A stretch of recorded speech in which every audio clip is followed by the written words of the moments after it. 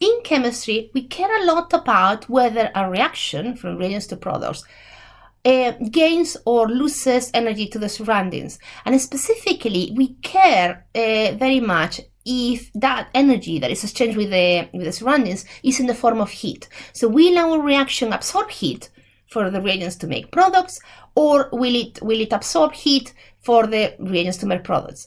We call endothermic a process, a chemical or physical process. It could be a chemical reaction, or I will show, or what we have here, a physical process, the heating and cooling of water. So endothermic is a process in which the system absorbs heat from the surroundings, and exothermic, a process in which the system loses heat to the surroundings. And it is a state function. It's what we call a system property. It means that it depends on the initial and the final states of that process. It doesn't matter which steps are in the middle. What we care is where you started from and where you end. And that's what we mean with a state function. So for example, we've got here 3 beakers, the same beaker 3 times, and we think it's 50 grams of water, and I have it at 0 degrees, and it's kind of showing that it's kind of frozen. Then I heat it up to 25 degrees, and then and that I would get 50 grams of water at 25 degrees. Or you could have you could get those 50 grams of water at 25 degrees if you had 50 grams of water at 100 degrees on the right hand side, and you cool it to 25 degrees.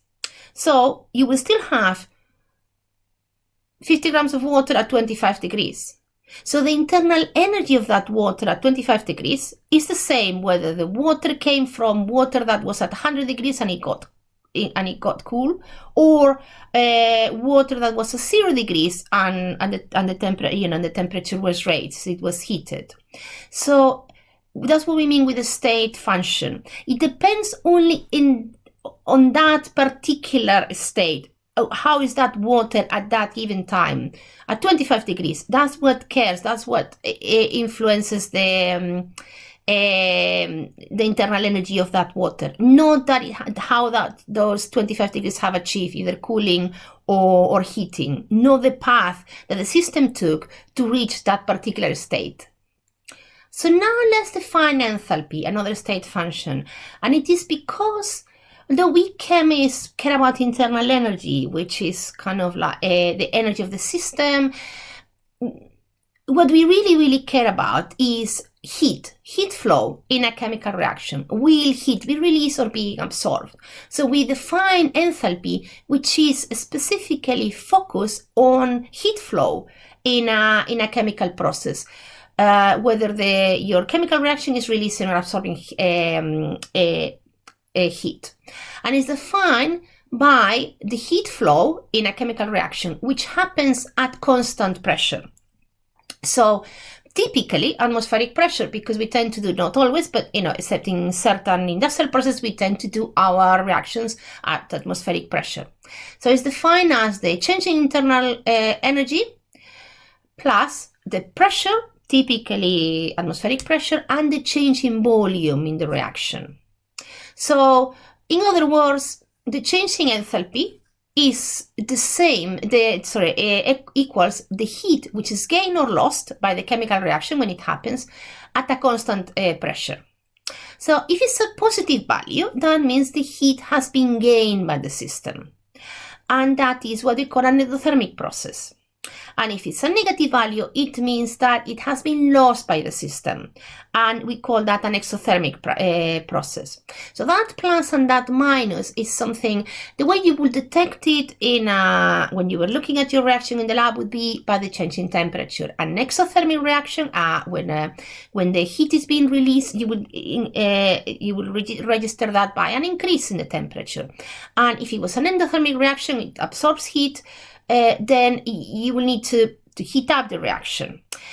But the positive and the negative values, we kind of, they're just arbitrarily given. We conceptualize, okay, this is a positive number. It means that heat that energy has been gained by the system. And when you write the change in enthalpy as a negative value, what you're showing to your reader is, okay, that is an energy that was in the reaction that has been lost when the reagents react to make products. It's again a state function. It depends only on the initial and the final state of the system, not how you get from that final and initial state, not how you get from the reagents to the products.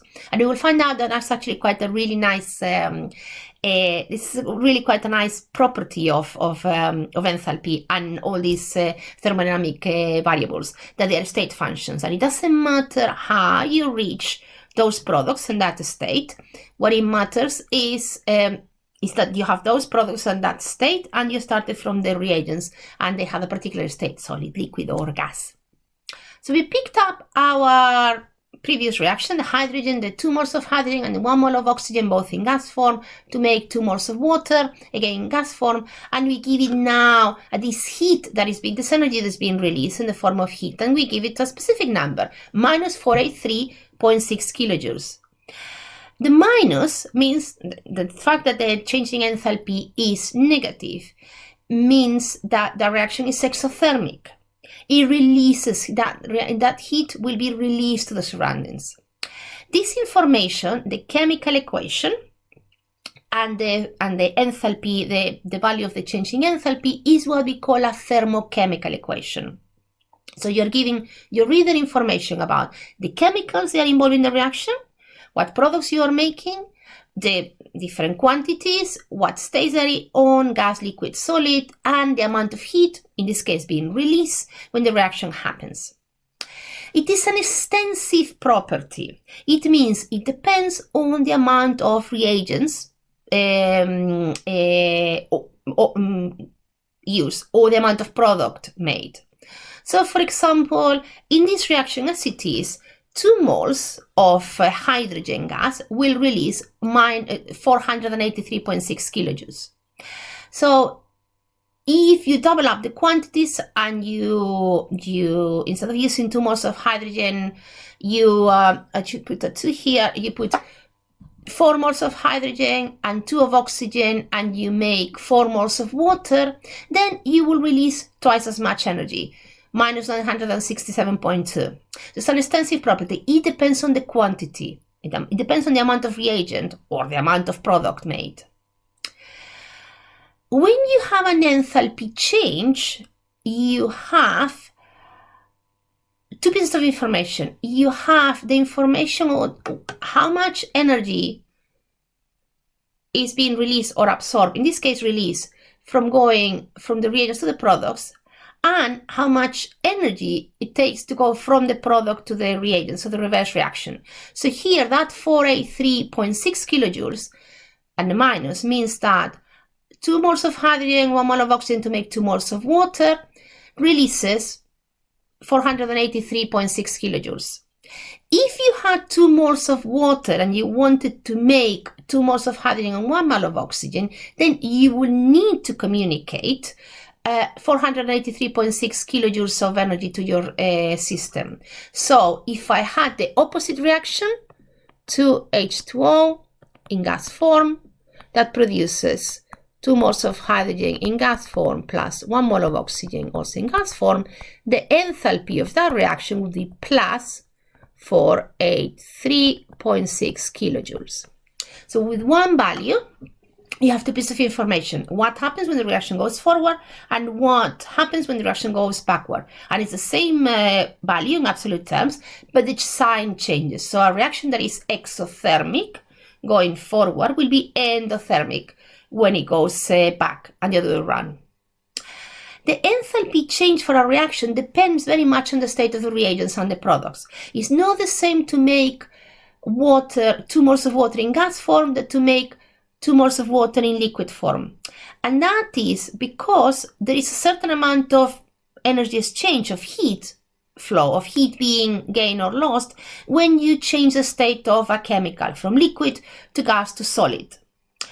And because If you want to make a water liquid into water gas, or if you want to make water gas into more liquid, you actually have to, that has an enthalpy change associated with it. You need a certain amount of energy to make water liquid into water gas. That's what is so important when you're writing a thermochemical equation. You not only put the chemicals, you also put the state of the chemicals: solid, liquid, gas, aqueous, whatever.